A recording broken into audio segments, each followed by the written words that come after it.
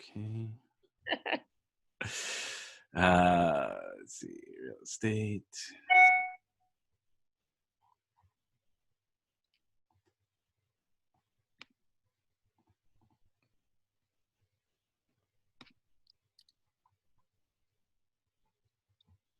Is there an about? You want me to get it?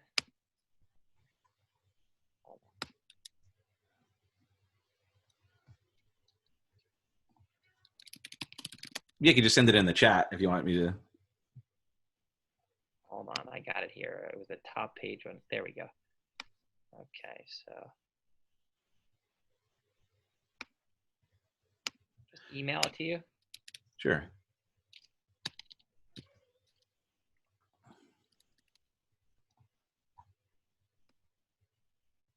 How do I add it to the chat?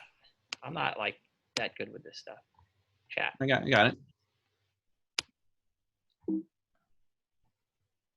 Type message here. No, it's too big. No, I'll print it.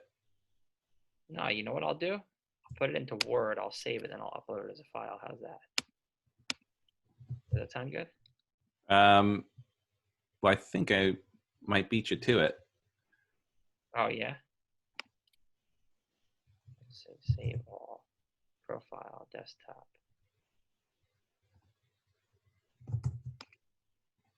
Save as.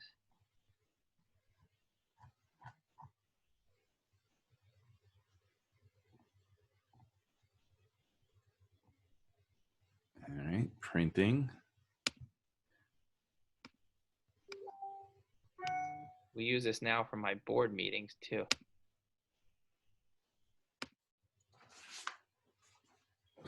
Yeah, Zoom has definitely become the go-to for everybody.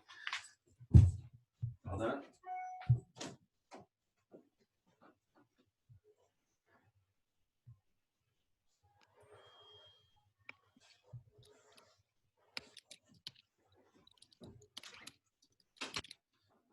All right. Do you mind if we go live to Facebook? Yeah, just 1 second here. I'm just changing my background profile picture. 1 second.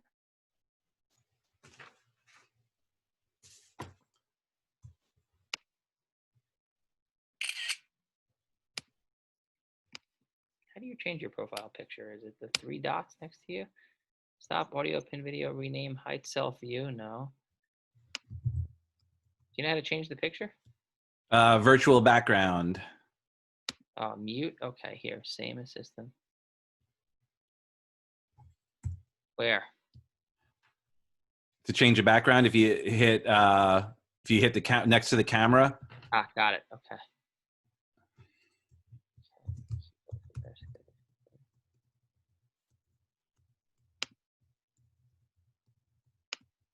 What would you say your expertise is? Identifying discounted properties. How's that? Sure. There we go. Is that good? Yeah. You got the strip club in the background? I know. Wait, hold on, not yet. And now Oh, there you go.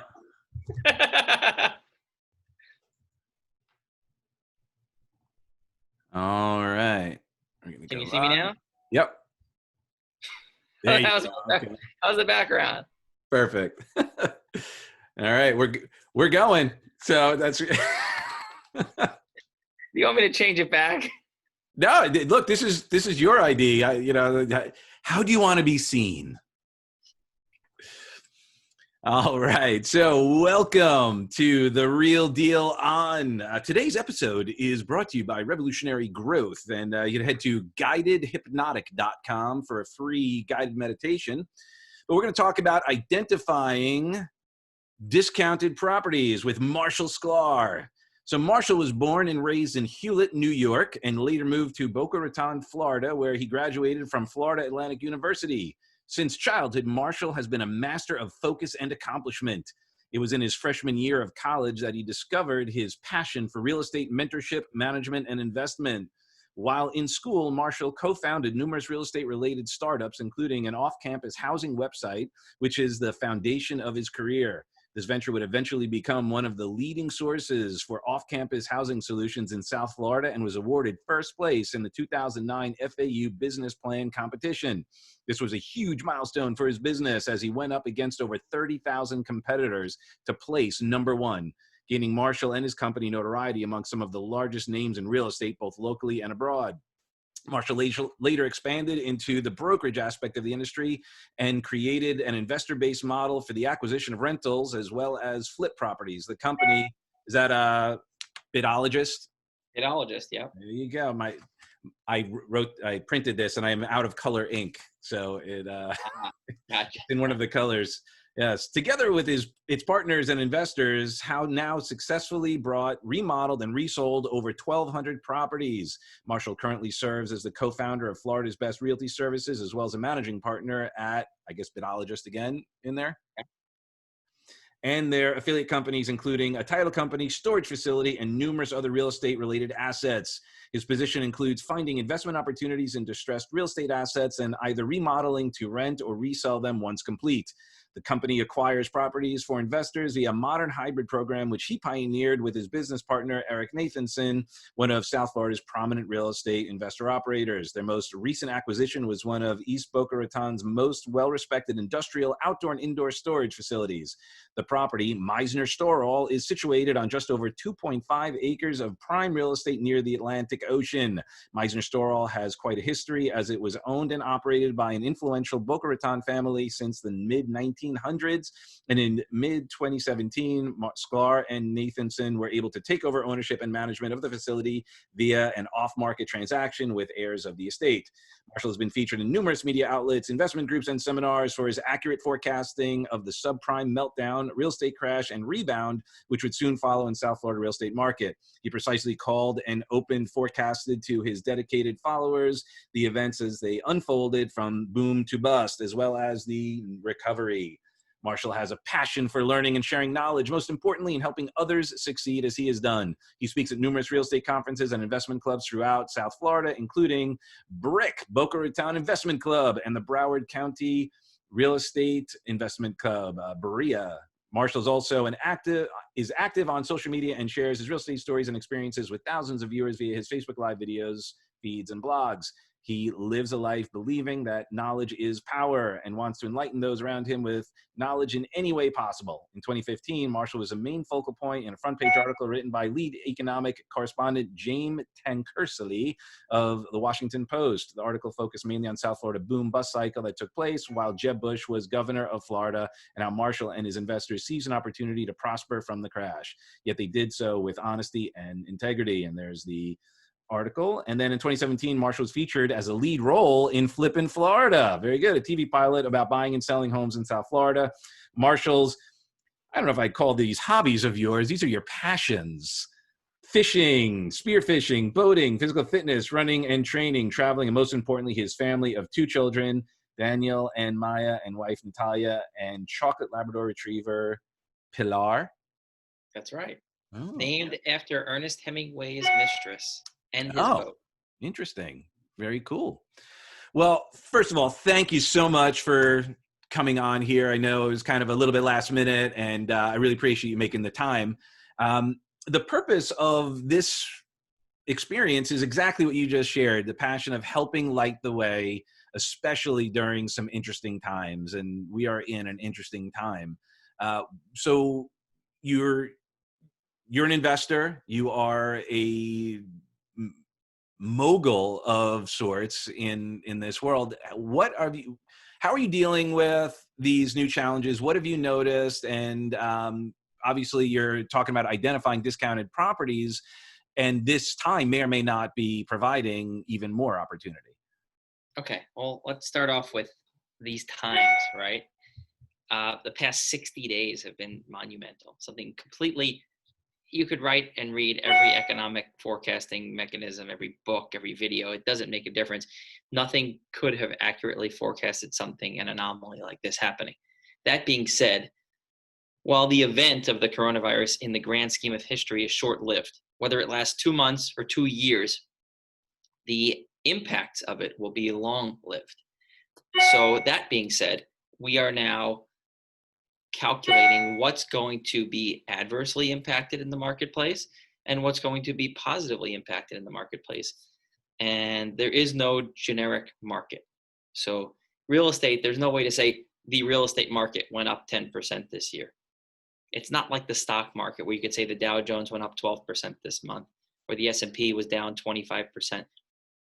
Real estate is so unique in the sense of there's markets and sub-markets, and there's local and there's national and there's international. So do you want to start off with talking about maybe the opportunities that we see coming up, and as well as the, what we can forecast over the next few years? Sure. I mean, where has your focus been? Where do you think the most value? Because we have about a half hour. So what? It's definitely not on the residential end. The residential end is holding strong. And again, I'm speaking strictly for South Florida. Right. We're not seeing price changes. We're not seeing any price declines for sure.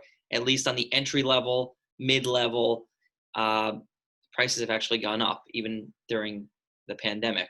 Transactions went down naturally so, because half the cities you couldn't get a lien search completed because the cities were closed. Right.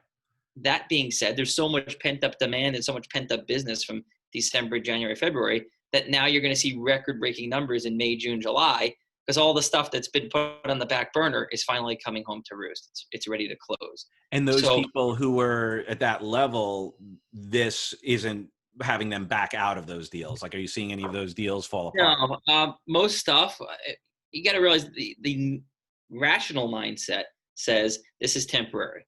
And regardless of what happens in the world, as long as you still have a job and income, for the most part, you're not going to change your convictions from 3 months ago to now. If you were going to buy a house in January, February, you're probably going to still buy a house in March, April, May, June. Mm-hmm. Even more so if you're moving from New York or New Jersey or one of the states that were impacted really poorly. We're seeing desperation buying. I haven't seen that since 2011, when the market was rebounding exponentially, where people would literally just come to South Florida and write a check just to own a piece of paradise before the prices got too crazy. Mm-hmm. And I'm starting to see that on the low end investment grade stuff, low end entry level investment grade, multifamily.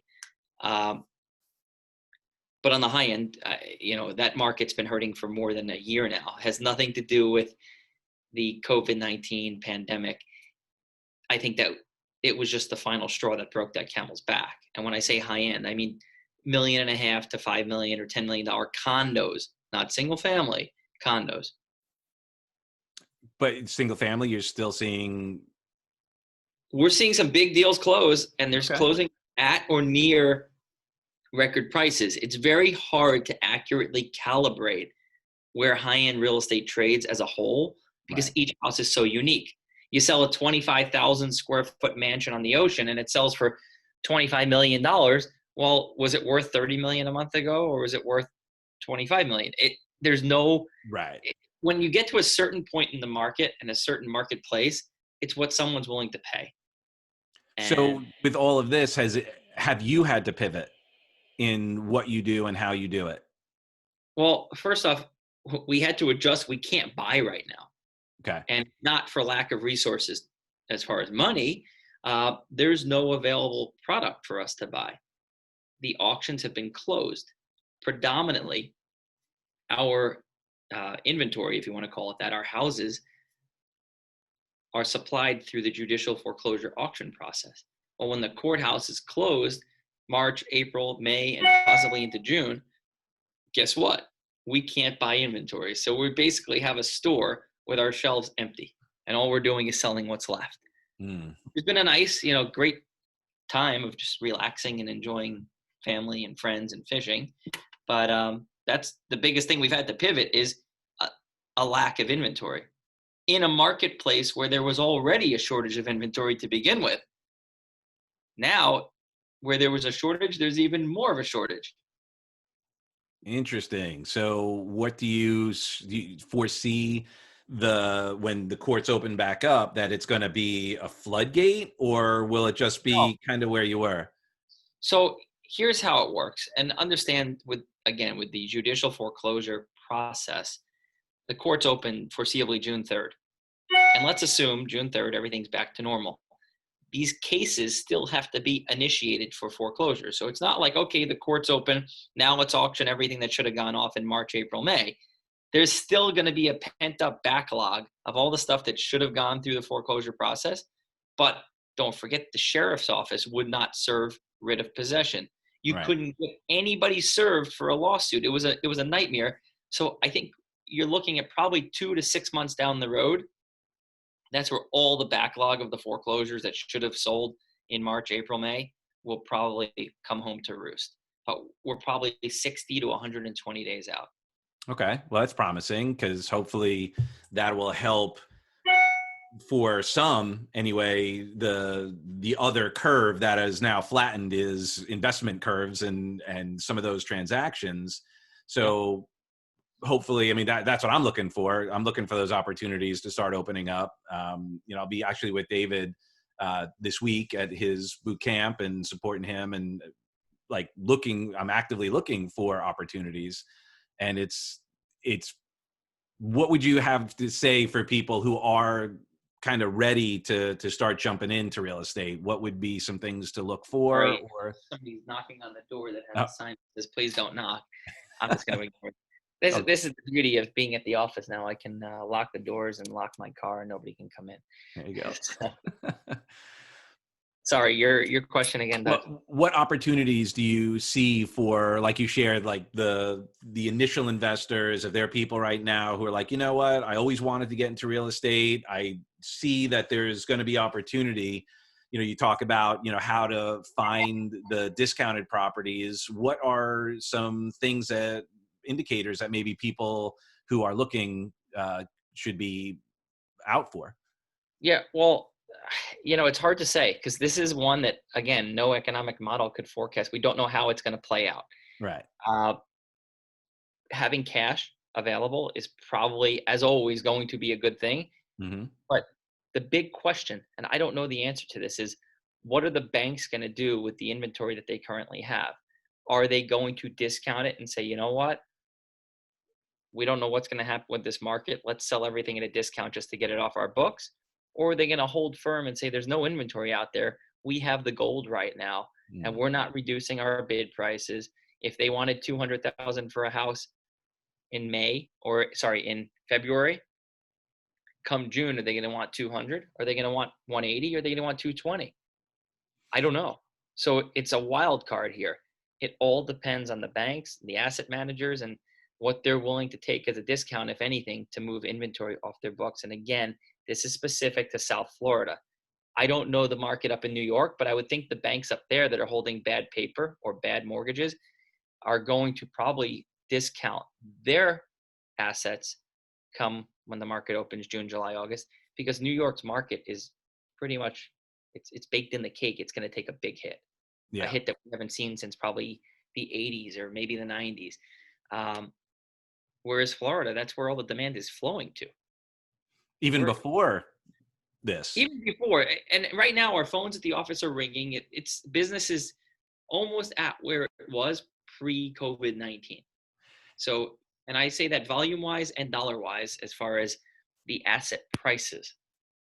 So now you can show houses, right? People can go in the houses. Is that?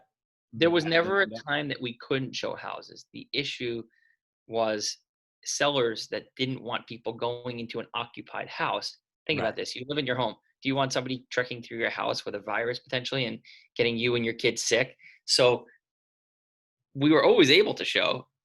I thought there was, that people weren't, like, agents weren't allowed to go into that. That was, it wasn't it wasn't because of any mandates. Cause I remember, like, real estate agents were not considered essential for some period. To the best of my knowledge, they were allowed to show the house. They couldn't enter at the same time as the buyer or client. Okay. So they would literally go there, open the door, which is how you're trained to do it anyway these days. Open the door, let the client in, and then once the client was in, okay, if you have any questions, let me know. But again, now you have a house that's occupied and you keep your guns and your jewelry in your bedroom. Are you going to let some stranger walk around your house without an escort of their realtor. Yeah. So it just clogged the ability for sellers to show, for agents to show. And then you had a lot of buyers that, as much as they wanted to buy a home, they really didn't feel like leaving their home when they're on kind of governmental orders to not leave unless it's for essential shopping. And one could argue that home shopping is essential, but when it's discretionary, like let me buy a vacation home, a lot of people push stuff to the back burner. Mm. Do you see, I know you work a lot in technology. Do you see more opportunities for AI or other bits of technology, like when you're talking about the court systems and all that? Do you think that is going to become more digitized and digital transactions happening more? Yeah. So yes, I have a lot of friends that work within the court system, and this has come up in numerous discussions. And yes, everything from evidence within the courthouse to documents is going to be digital. So God forbid something like this were to happen again. And even if it weren't to happen again, just to expedite the court process, lawyers and judges and everybody is going to be able to upload documents to a system where the judge can see what the documents are. Evidence can be uploaded to the system, and you don't need to physically bring in, oh, well, here's the phone he texted me from. Now you have a 360 view, which is sent on a video. And so that system, yes, is going to be more efficient.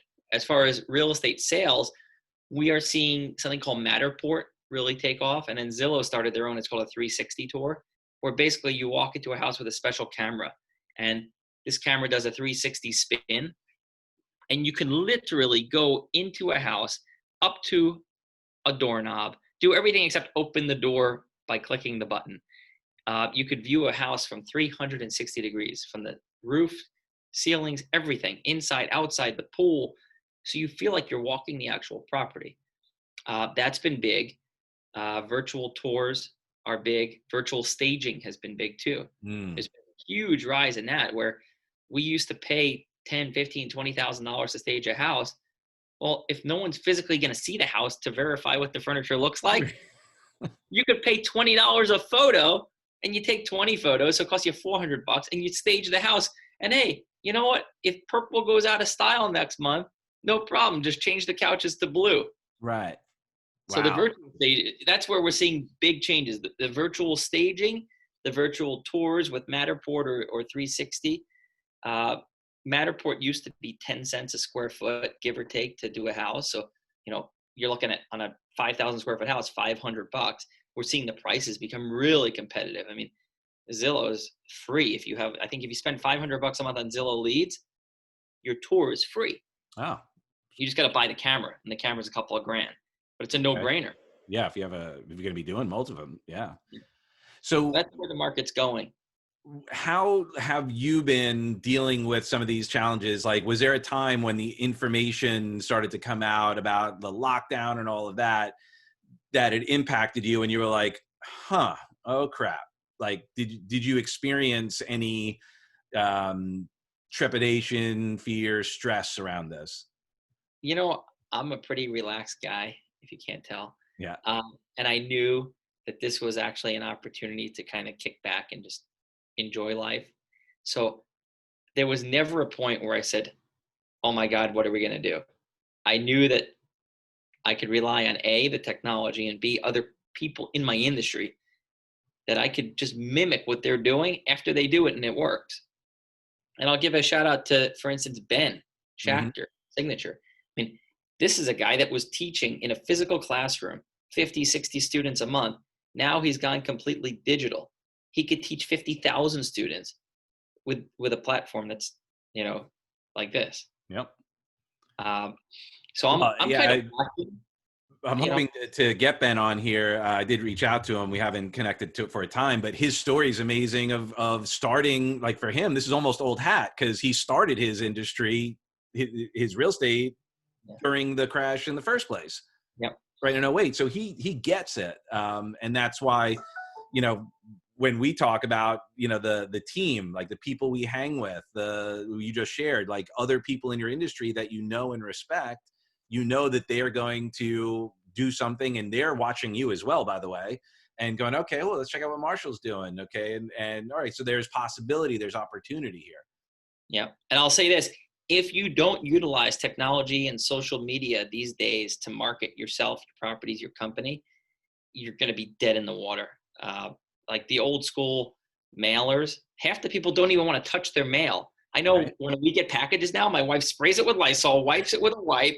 Like the last thing she's doing is taking the flyer from, whoever it may be, John Smith, the realtor, and saying, oh my God, look at this beautiful flyer. Look what just sold down the street. No, now they want an email or a text message with a link.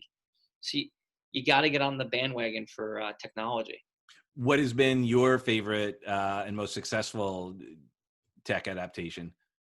This, exactly what we're doing right now. So I love this concept of the Zoom meeting in the sense of we can now reach how many thousands of people, right?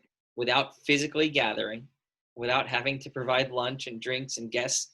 We could do it all from, I'm sitting here in my office right now, the door's locked and, I'm chilling out. Whereas going to a physical meeting consumes so much time and wastes so much time between the preparation and the cleaning up afterwards. So this is probably the Zoom thing has had the biggest impact on my efficiency of doing business. Right. I mean, I know before this you were very active on social media, doing your lives and so forth. But I mean, I came and I spoke at your office, so like you. There you go. Actually, I totally forgot. Yeah. You're right. You came to a physical meeting where there is a difference. There's something about the human interaction when you're physically there and you could look at someone, shake their hand or fist pump them nowadays. But for now, this is really cool that I can literally have a meeting with a guy in China, a bad example, let's say Japan, Okay. or anywhere in the world within seconds, communicate instantly and not have to fly all around the world to meet. It actually expedites things and brings down the cost. Yeah, I agree. The technology. I mean, I've always been a relatively early adopter. I do, however, believe that the hybrid is going to be the future because there is something that, obviously I do breakthroughs, right? I can't do a fire walk or a glass walk or an hour break virtually, right? It doesn't have the same impact. Yep. But like the combination of the trainings, the, keeping stuff in, but then, like, I'm sure they make virtual fishing applications. I'm sure they have that, but it's not quite the same, is it? No, I made an analogy when this whole thing started, and I'll venture on the skirts of pushing the limits here, but it's like sex or porn. Right. It's just not as good as the real thing. Yeah, not close. I've used that example talking about events, live events, because they'd be like, "Oh, well, I'll just watch you on YouTube, or I'll download some of your videos, or whatever." I'm like, "Yeah, but say that same analogy. Which would you rather have sex or watch it?" Exactly. So that being said, that physical interaction of meeting and going, and even the companies that run Zoom, what does Zoom do? They have a physical gathering in Silicon Valley every year. Yeah. There's a reason for that. Humans like to interact. Humans like to see another human's eyes. They like to shake hands or fist pump. So, well, it's more than a like, it's a need. Like, we are social creatures. yeah. And there is definitely the exchange of energy is more palpable when you're with somebody. Not that this isn't real. It just has, it kind of reminds me a little bit of, did you see The Fly with Jeff Goldblum? Remember the old movie back in the... No. Oh, okay. Well, so basically the concept was they made a portal that like basically disintegrated you and then reintegrated you. And they tried it with meat first before like doing a human trial. So they stuck a piece of meat and then they had it go through the thing and then they cooked it and they were like, ugh, it doesn't quite, it's not the same. There's something that's not right about it. And I think we have this, we've all adopted very well to it, but I'm sure that there's going to be a lot of hybrid experiences after this. Yep. Reinforcement. So we're seeing a big change in that. And I'm on the HOA board of my community. And I'll tell you, It's really nice when we don't have people to throw shit at us and say, you horrible board. Now, come get me. Yeah, right. Fair enough. So what's on deck for you? What are you excited about is there going to be something you're going to be focusing on specifically? Yeah. So, here's the thing. I look at the market and I say, well, where's the big opportunity? Because I did well 08, 09, 2010, 11, when things crashed and now they rebounded. We did very well. I think there's going to be an opportunity in the small strip centers, where you go and there's a yoga studio, a Orange Theory, a Pilates, an ice cream shop. Those guys are going to get hammered. And I'll tell you where they're going to get hammered from every end. Number one is tenants are starting to realize, and I just got an email from IMAX, IMACS, not IMAX, not the theater, Yeah. that they are no longer going to have a physical location for their trainings. They do tutoring for children, that everything's going to be digital now. So number one, they can bring their costs down for the consumer. So instead of $149 a month, I'm going to be, let's say, $119 a month. But their biggest overhead was rent, physical rent in Boca Raton. So they've realized that if we can cut 60% of our overhead, which is the rent, we can reduce the cost to consumers for our product or our service, and we can reach thousands of consumers instead of hundreds. So now they've opened the class up to unlimited students, because it doesn't matter how many people are sitting there watching a video. What does matter is when you have 100 seats in a stadium and you can't fit more than 100 people. Right. So we're starting to see businesses that realize, man, I don't need this space. I don't need to pay 50% of my income to a landlord. And they're closing that physical space and going digital. That's going to happen to a lot of small shopping centers, strip malls, even the big malls. You're seeing that. So then the question is, what can you do with that space to make sense of it financially? And that's what I've yet to really figure out. And that's the big opportunity that's coming up, is what can you do with a Sears or a J.C. Penney's? Is that going to be the next mega gym? I hope so. Like maybe Equinox will come along in Boca and say, hey, J.C. Penney's, 80,000 square feet. Let's turn it into an Equinox gym where people in Boca will gladly pay $200 a month membership. I'll tell you, They have here in Boca, Boynton, Christ Fellowship took over. I forget what store it was, but it's in the mall. Yeah, and I think that's where we're going to see a trend. And I travel to Europe quite often, and especially Eastern Europe, where my wife is from. A shopping mall is nothing like it is here. The mall is the first floor, or an entire section is a grocery store, like a Publix, Whole Foods, big grocery store, almost like a Walmart or a Costco in every mall. And then there's shopping, but the shopping is efficient. There's a small barber shop. Everything is small. It's everything you need, but it's a smaller version. And I think that we're going to start to see that trend where Wall Street's going to move in, buy up all these vacant malls. They have the means to do it, and they're going to redevelop them into multi-use. Meaning you're going to have, let's just say where JCPenney's becomes townhouses or condos or apartments. You have your Whole Foods or your luxury food supplies. You have your shopping. You have your dining. You have your bowling alley. Everything you need within this communal living space of what used to be a shopping mall, or the epitome of American consumerism. Cool. Like I actually, it made me think. I was just at a conference. Well, not just a couple months ago now. Right before this whole thing, it was the last conference of this company I was working with, and the hotel that they had it at was attached to a mall. So there you go. Yeah, and it was actually really convenient. It was like, oh wow, like in between breaks, whatever, we could just walk out, go to the food court. It was really interesting. So yeah, pretty cool. Think about Boca. I mean, we're unique, and I could speak for South Florida as a whole, but more of a niche market is Boca Raton. You have a private airport right here. I'm sitting 1,000 feet from Boca Airport. That's where one of my offices is here. You have the airport. You can rent a car. You can go to the mall. Stay at your hotel room at the mall, or what used to be the town center mall. Go do your food shopping. Do whatever you need. Get your clothing, everything you need in a high-end, beautiful experience, all within a mile of your jet. And I think you watch watch this video 5 years, 10 years from now, and I would put my money on it that it's not going to be the small guys like me that move in and make moves on this stuff. We don't have the means of doing it. But Wall Street, just like they did in 2010, 11, 12 with Blackstone, and I just picked up the crumbs they left behind, the big money Wall Street guys are going to move into these malls and buy them for 50 cents on the dollar and turn them around and find a way to take that same space and get a 10x return from what a retailer was paying. Wow. So how can we get in on that?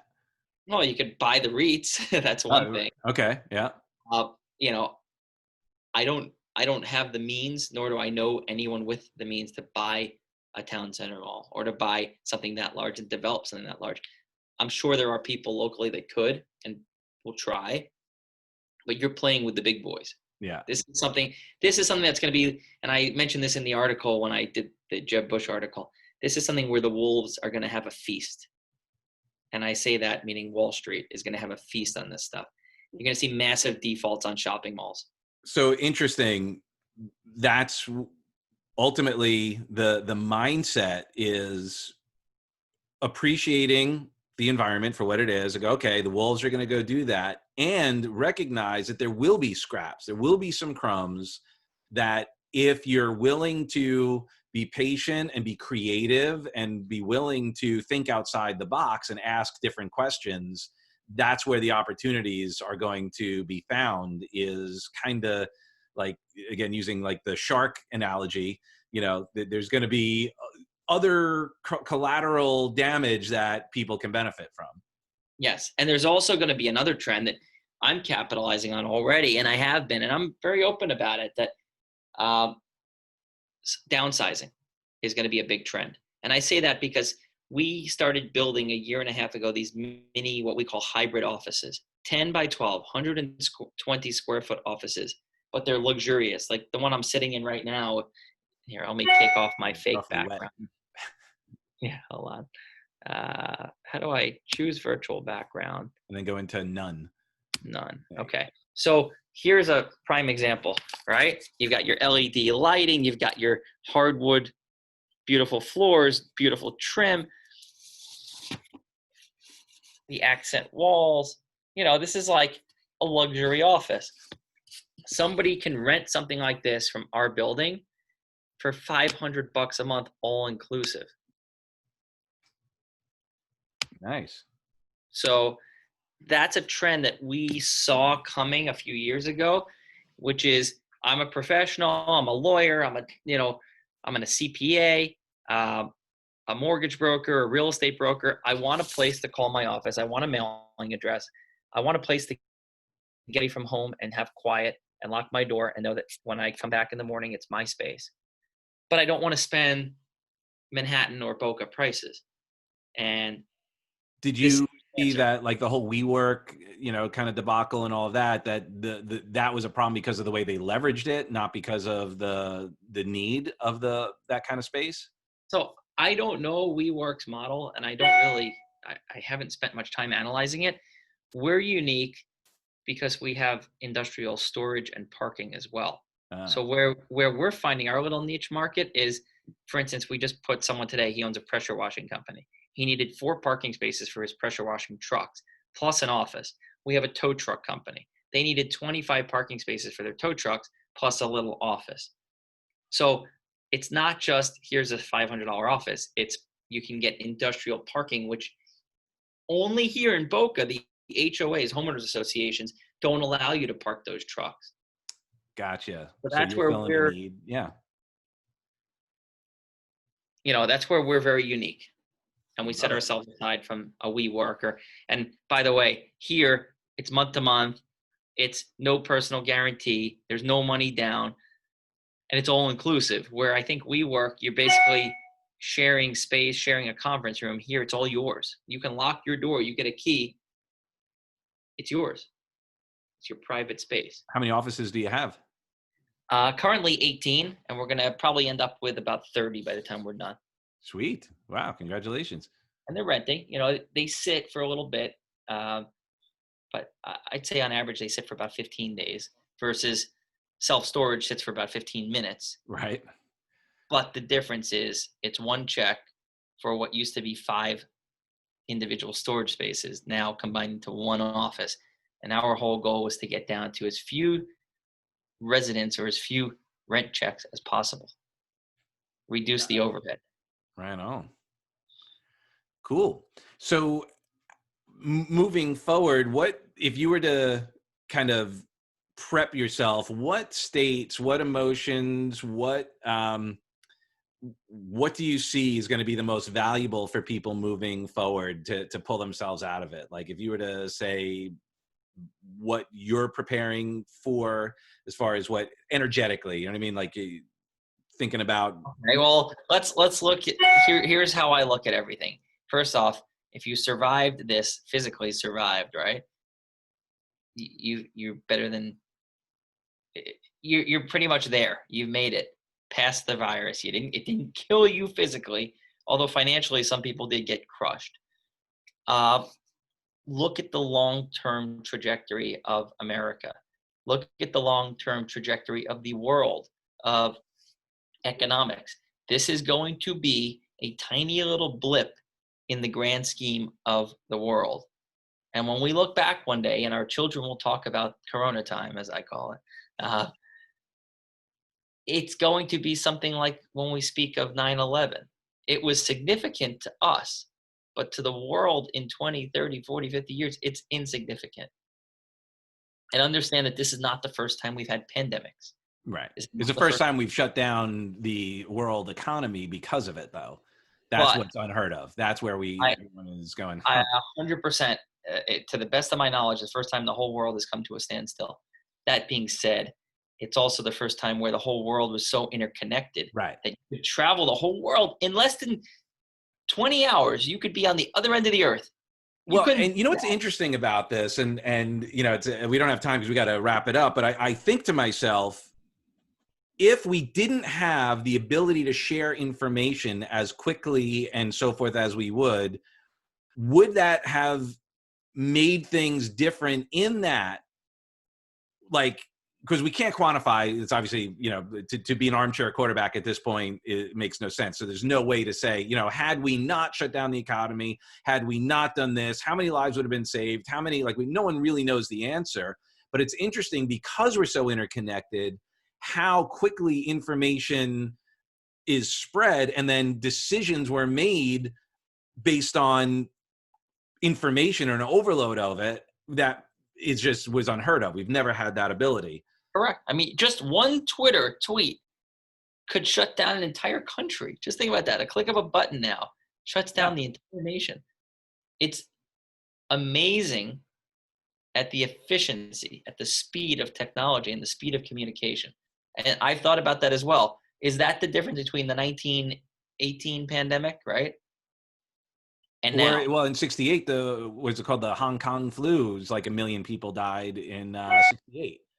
So would it have been 100,000 people if they had Twitter? Right. Yeah. Who knows? We don't. I don't know. And we'll never know the answer. If we won't.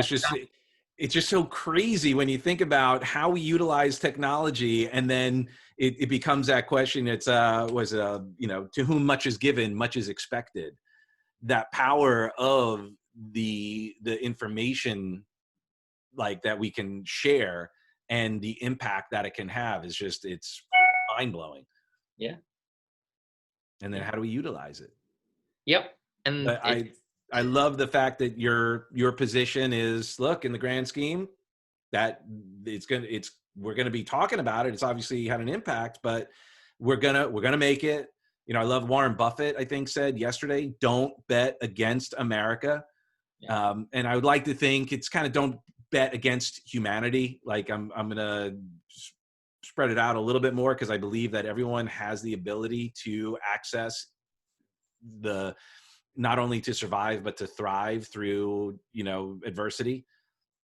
Yeah. I mean, there's going to be nations that get absolutely clobbered from this. Of course. And probably get taken over or acquired financially from this, is the politically correct term, right? They're going to get. Whatever it is, yeah. People are going to buy malls and countries. Who knows? Yeah. You watch. You're going to see that happen, especially the poor nations, you know, possibly some of the islands, the Bahamas. I mean, they took the 1-2 punch between a hurricane and then this. no Yeah. tourism for 3 months. Now they're closed till July 1st.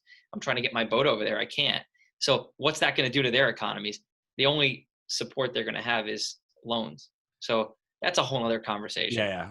But that being said, I would not bet against America. Yeah. We're one of the most advanced, intelligent countries on earth. Maybe not the most, but we're one of. Well, And we're based on our age, I think we're doing pretty good. Yes. Being we're the youngest, so maybe we've experienced some teenage missteps, but I believe that we will ultimately work with everyone and support and prevail for sure. I'm with you. Awesome. Well, dude, thank you so much. How can people get in touch with you? If there is a way that you'd like to message me on Facebook, Marshall Sklar, or email me, marshall@bidologist.com. B as in boy, IDOLOGIST. So it's like biologist with a D in the middle.com. Awesome. And it's Marshall with 2 L's, MARSHALL. 2 L's. The second L is for love. That's it. Or I've heard worse. Okay. Awesome, brother. Well, I appreciate you so much. And, as I shared at the beginning of this, I know that you have been a huge influence down here and beyond. And we really appreciate you sharing. And, if there's any way that, myself, Heidi, or anyone can support you even more, we're obviously here for you and look forward to going fishing with you, which we have not yet made happen. It's summertime. It's gonna start to lay down and be beautiful. June, July, August, September. So let's go. And my daughter keeps begging me to go fishing. Well, you let me know. Yeah. Tuesdays and Fridays. Tuesdays and Fridays. We will. We need a day like this. You see behind me here? Is that from your boat? No. Yeah.